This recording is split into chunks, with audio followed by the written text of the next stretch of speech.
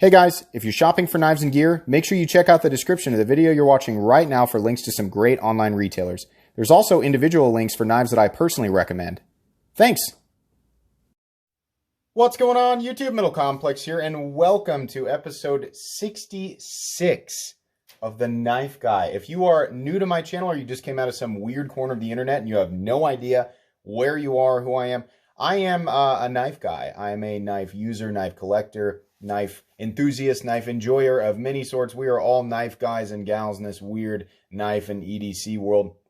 We all go down our own unique paths, but oftentimes those paths intersect and we experience a lot of the same stuff, which is what this series is all about. I like to pick up knives that are either mine or some of my generous viewers, or in this case, my brother. Actually, this is the one that I customized this morning.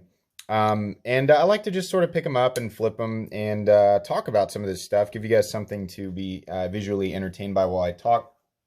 Thank you so much to my generous patrons for supporting me right now. If you'd like to get your hands on one or multiple of these cool stickers or other exclusive benefits, there's of course a link down in the description. Your support would absolutely mean the world to me.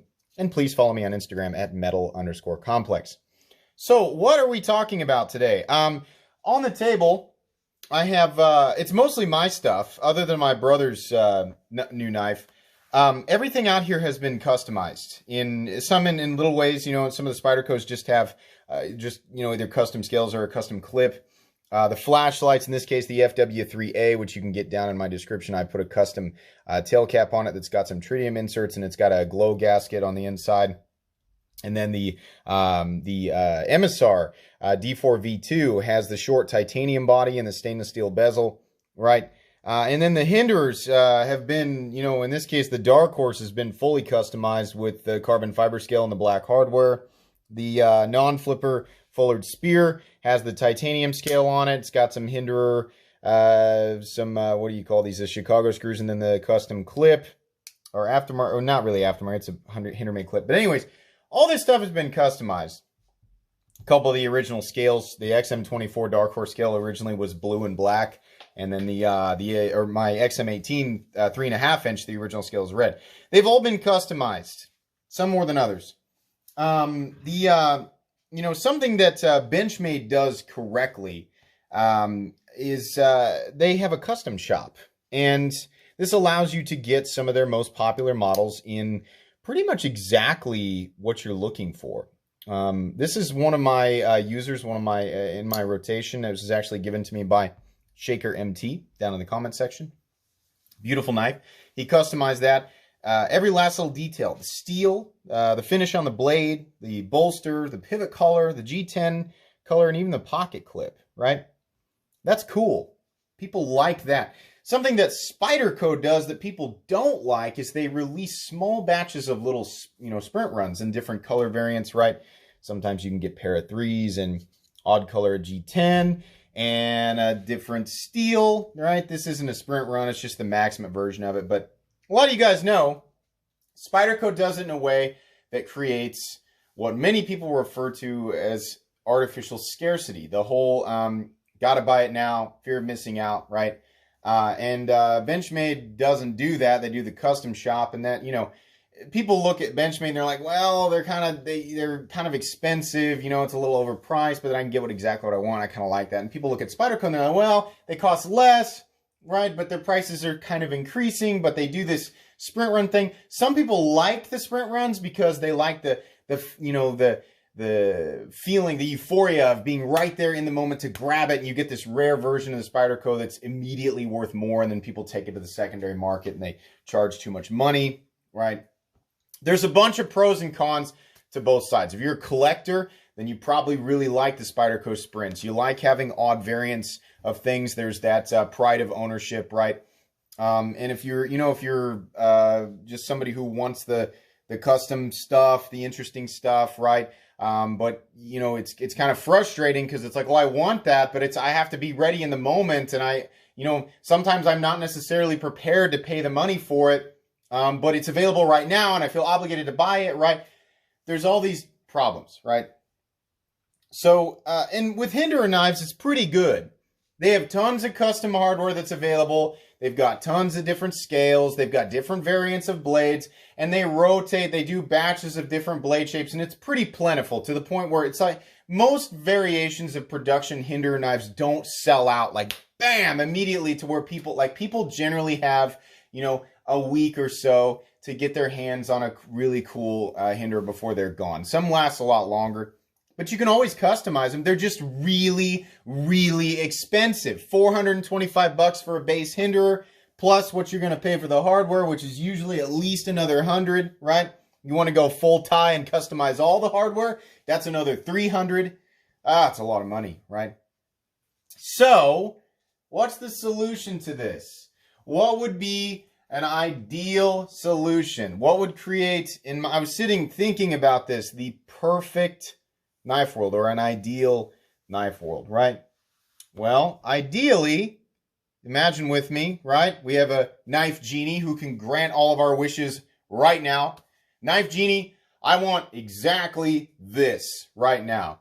Better yet, let me make a wish that benefits the entirety of the knife world. I want every single person to be able to get exactly what they want.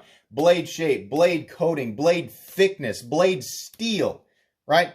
Heat treat. I want materials. I want certain shapes of things. An ideal, a wish with this knife genie would be, I want to have an all-encompassing custom knife shop where I can sit down and essentially design exactly what I want and have it churned out the other end. That's crazy. That specifically is not gonna happen anytime soon. But I feel like potentially where we might be headed is more of what Benchmade is doing. It's only a matter of time before, Chinese companies that are creating really, really amazing knives in massive batches come out with a custom shop surrounding a certain model or multiple models where you can go in and mess with that. And people will definitely go for that. They will definitely pay a little bit extra money to have something customized that probably costs the same or less than what you can get a Benchmade knife for, right? And then I think we'll see this is just my assumption, I think we'll see an expansion of that. I don't know if Spyderco will ever hit that mark, but the reason I feel like, I'm not going to say I know that I'm right, but the reason I'm really confident in saying this is the two most, when people think of knives that are known for being both modular and customizable, you think of, in my opinion, I think of the XM18 3.5 inch, and then I think of the Benchmade Griptilian, which I actually don't have out here. I got the Ritter Hogue out here, but the Benchmade Griptilian, man, not only is it on the custom shop, but it arguably the most customizable knife in existence is the Benchmade Griptilian. Look on the secondary market, the aftermarket for customizable parts. Just Google Benchmade Griptilian custom whatever. You'll get a billion pictures.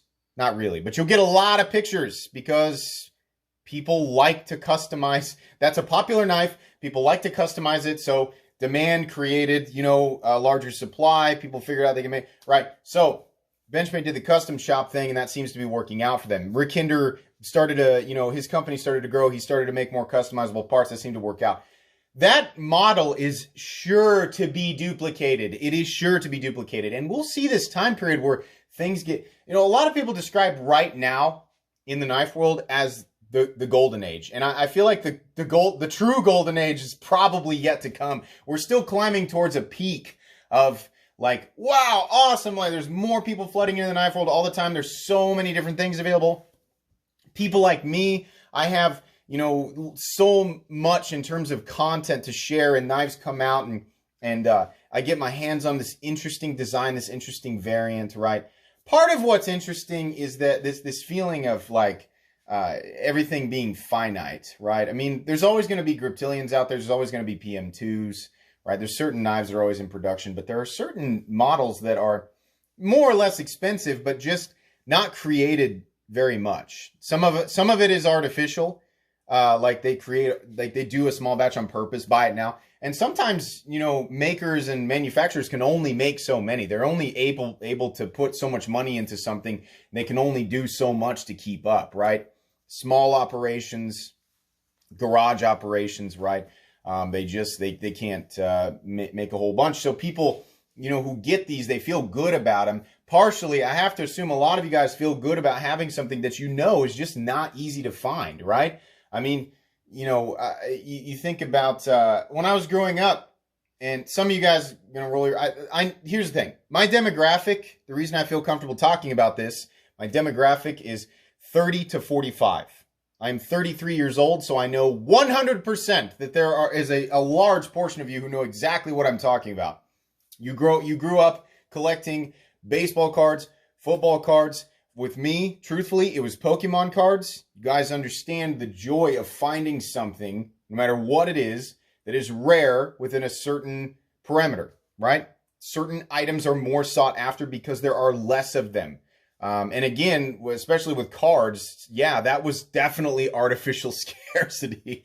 Those of you who collected Pokemon cards, you knew that the card to get was Charizard. Holographic Charizard. You knew that, right? They could have made 1 billion of those, but they didn't. That was the whole draw. You got to collect them all. You got to get the one that you want. You got to get the rare one, the one that everybody wants, right?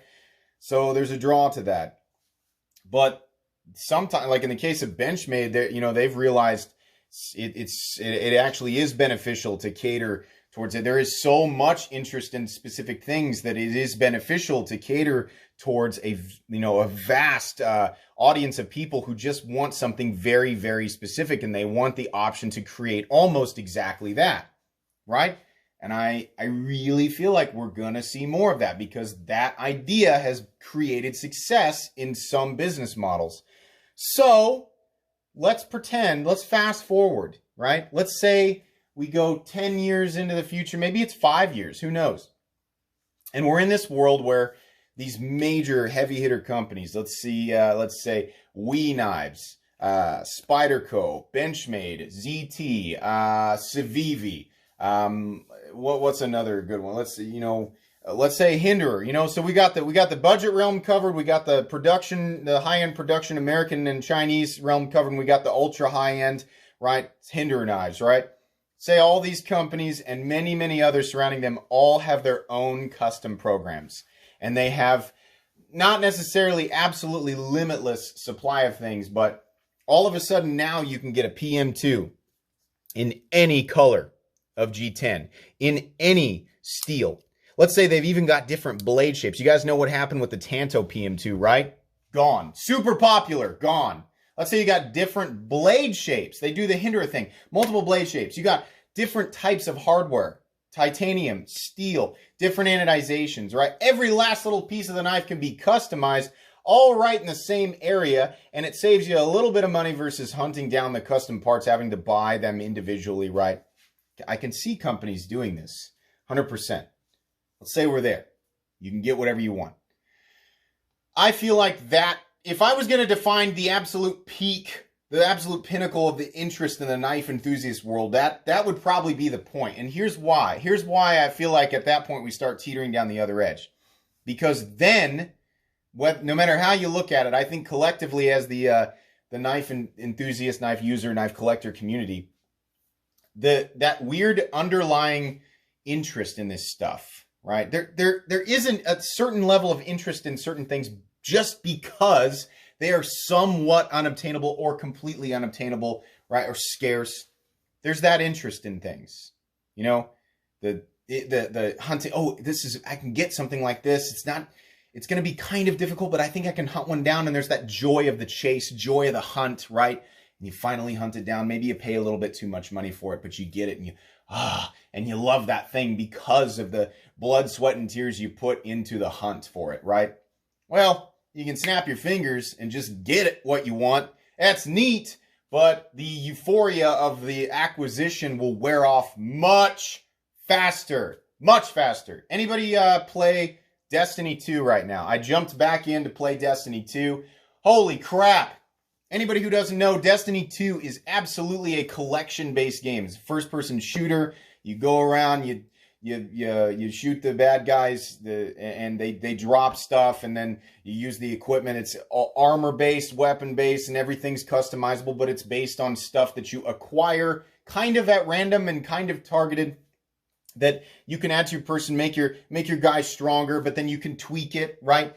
in a lot of ways, it's really the same type of feeling that I get from the knife world, right? Stuff can kind of be traded. I don't know, whatever.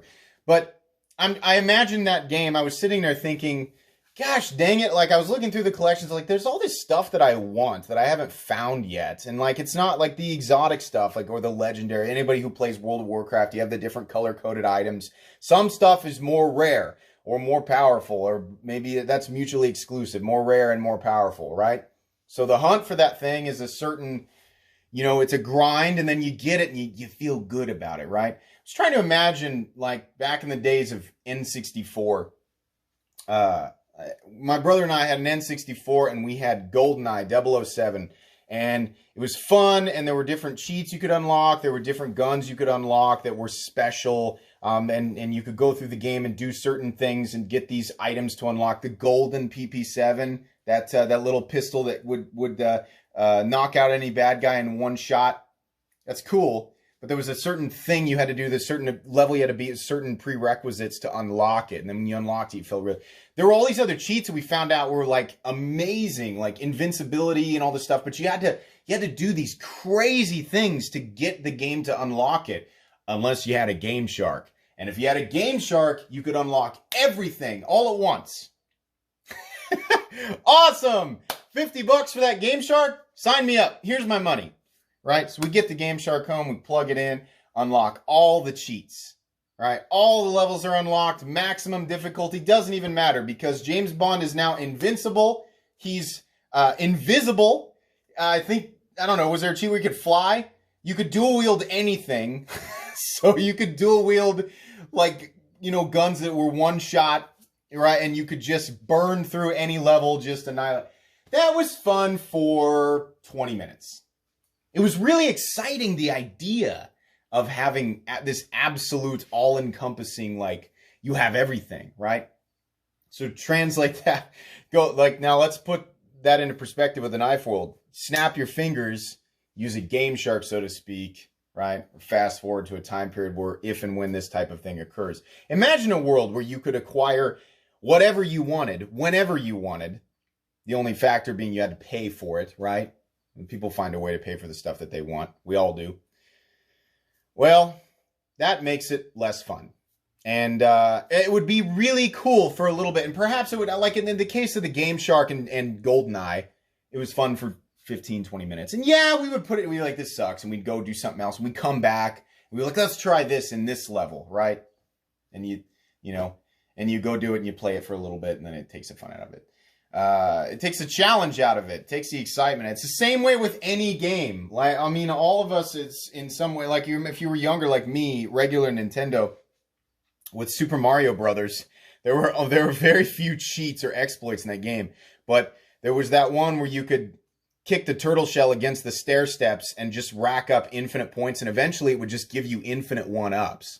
Cool. It makes it easier to get to the end of the game, right? And as a kid, I was like, that's neat. I can keep trying until I get to the final castle. But as I got older, I realized I was like, but I didn't really, I didn't do it with like what the game like gave me now. Like that was an exploit that probably wasn't meant to be there. So did I really beat it the way that it was meant to be intended? Right. So there's this feeling of like, there was no work involved with the acquisition. In that case, getting to the final level, it was easier, right? There's less of getting exactly what you want in the whole world is moving towards this.